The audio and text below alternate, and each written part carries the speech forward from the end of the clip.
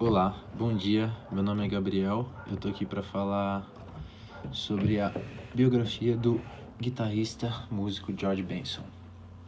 Então, começando, George Benson, sem dúvida, é uma das figuras mais influentes no mundo da música, né? Particularmente no mundo do jazz e do soul e do pop e de diversos estilos. Ele é uma figura lendária. E ele nasceu no dia 22 de março de 1943, na cidade de Pittsburgh, a segunda cidade mais populosa do estado americano, da Pensilvânia. Sua mãe, Emma, passou por algumas dificuldades financeiras quando ele era bem pequeno, e ela criou seu filho ao lado do padrasto Tom Collier.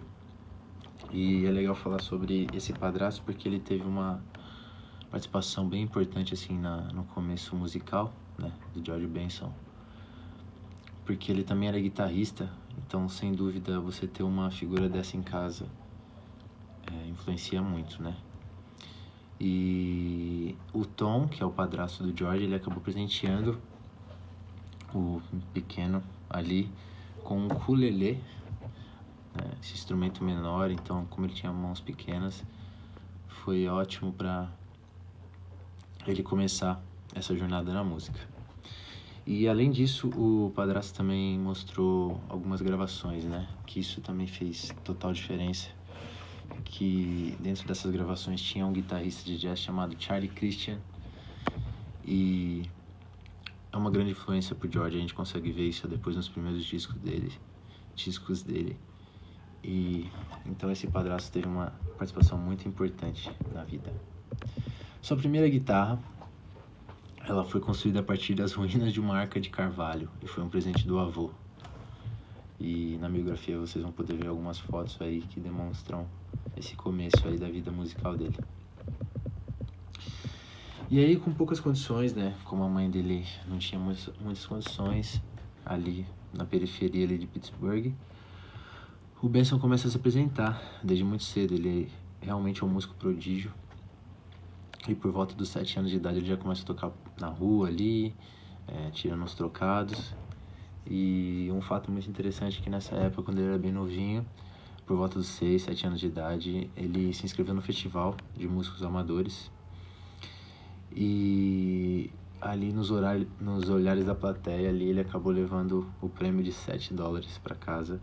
E nesse festival ele cantou a música I Need You So, de Ivory John Hunter. Mas a sua estreia, falando agora da sua estreia profissional mesmo como músico, foi acontecer mais tarde, né? Ele vem a fazer seu primeiro trabalho, assim, um dos seus primeiros trabalhos, acredito eu, que foi no ano de 1963, quando ele tinha aí já 20 anos, né, de idade. E ele integra o quarteto do organista Jack McDuff, e onde ele grava seu primeiro disco, né, o clássico primeiro disco dele, que é intitulado The New Boss Guitar of George Benson. E com esse disco eles gravam e ele começa a excursionar para divulgar o álbum, tocar e realmente começa a sua jornada como músico profissional, né? Em 66, ele assinou o seu primeiro contrato, né, com uma gravadora, que foi pela Columbia Records, e que era um dos maiores selos de jazz naquela época. A série de discos que o George foi enfileirando no final dos anos 60 revela um músico de jazz purista, muito influenciado pelo Wes Montgomery e também, como eu já tinha dito, pelo Charlie Christian, que foi uma referência muito grande do seu padrasto. Nesses primeiros álbuns do guitarrista, era também muito comum as participações de grandes instrumentistas de jazz, né? Ele desde cedo já foi ganhando reconhecimento ali, criando conexões. Então, nessa década de 60 você encontra álbuns com Herb Hancock, por exemplo, Billy Cobham, Ron Carter, né, baterista, e entre outros. E nessa época, no final dos anos 60, né, acontece uma coisa muito legal, que ele é convidado pelo Miles Davis, né? Então, todo mundo sabe que passar ali pela escola do Miles é uma vitória muito grande para instrumentista, músico e etc. E ele foi convidado para participar de uma faixa que chama Parafernália, naquele álbum do Miles em 68, que chama Miles in the Sky. E acho que mais ou menos esse álbum pode ser considerado o primeiro álbum que o trompetista colocou uma guitarra elétrica, né? Ele começou a explorar essa questão do fusion e tudo mais. Ele começou a ir bastante para esse lado. E eu não poderia deixar de ter chamado George Benson, né? E em algumas entrevistas eu recolhi aqui uma frase que ele falou um pouco sobre essa experiência, né? Ele descreveu essa experiência como inacreditável, porque eu nunca imaginei que essas coisas poderiam acontecer comigo. Foram dias muito bons para mim e que agregaram muito conhecimento ao que acabou sendo minha carreira. E aí, como eu disse, a escola do Miles realmente deve ser algo muito valioso. Então, falando só da década de 60, o Benson gravou mais de 10 discos, né? Passando por diversas gravadoras. E aí, até que em 71, ele assina pela gravadora CTI, onde tem um produtor ali que chama Creed Taylor, que ele tenta promover um novo estilo musical, que é fundindo o jazz e o pop. E aí o Benson começa a crescer cada vez mais nesse mundo da música, e ele começou a misturar, não só ficou ali dentro do mundo do jazz, né, o mundo jazzístico, instrumental, mas ele começou também a ir para outros caminhos e começou a cantar também, né, e que isso também é uma diferença, sem dúvida, vem muito do Miles também. Quando ele foi tocar com o Miles falou muito sobre Jimi Hendrix, e acredito que isso tenha influenciado ele de alguma forma também. E aí, começando falando sobre a década de 70, né? Em 75 ele alcança seu primeiro sucesso, que pode ser considerado seu primeiro sucesso, que é o Super Chip, né? Mas a grande conquista dele mesmo ia vir no ano de 76, quando ele compõe o Breezing, né? Esse álbum renomado que foi lançado pela Warner. E esse disco se tornou disco de ouro e platina e recebeu o grande Grammy, né? O maior prêmio aí da música.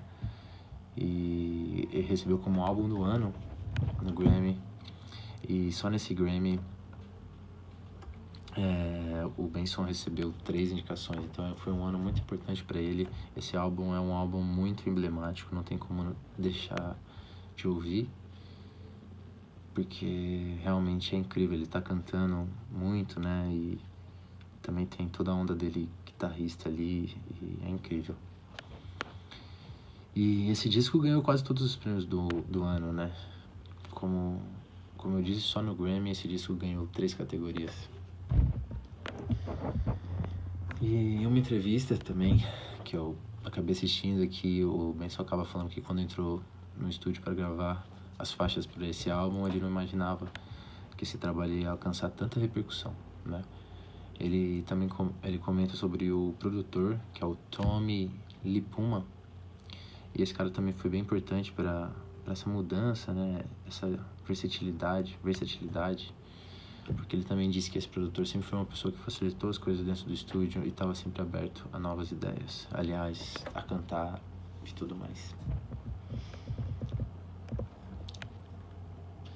E falando de mais participações, né, com músicos renomados, na década de 70 e 76 ali, o Benson também faz uma participação com o Steve Wonder, numa faixa que chama Another Star.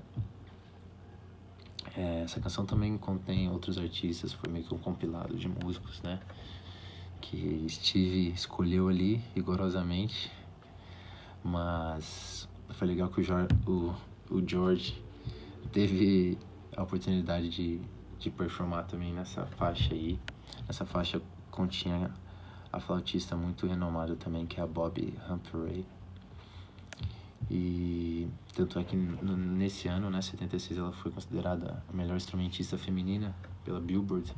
Então realmente ele estava num patamar muito respeitado e estava numa fase incrível. Vocês conseguem escutar a participação dele na faixa aí no minuto 3 e 9 da música Another Star.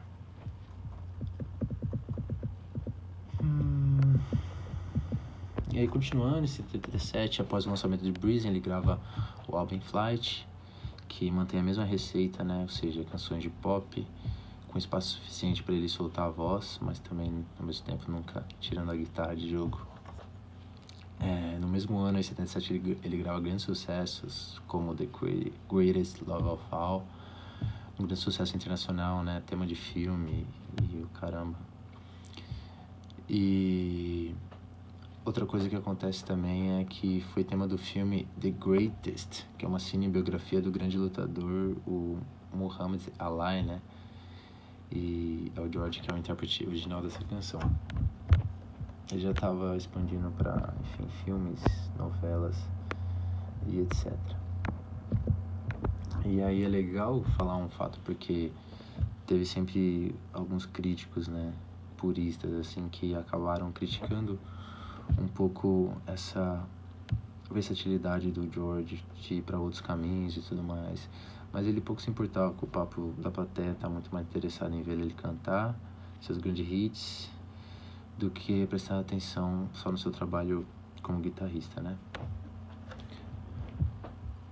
E aí, a julgar, por exemplo, pelas vendagens dos álbuns sempre altas e o grande prestígio, ele ainda percorre e sempre vai percorrer pelo mundo jazz disco. O guitarrista parece ter acertado na forma. Assim como ele disse, faço música para pessoas de 2 a 90 anos de idade. Quero falar um pouco agora sobre a conexão de George Benson no Brasil.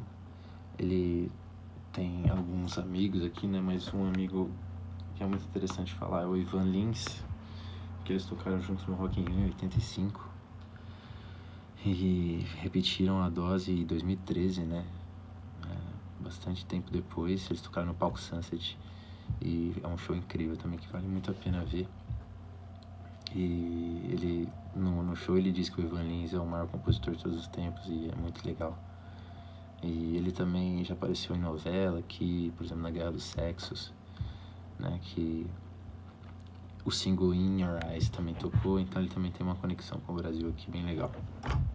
Então, resumindo, Benson é um dos únicos guitarristas do mundo, se não o único, a conseguir a proeza de figurar simultaneamente no topo das paradas de jazz, rhythm and blues e também da música pop, né?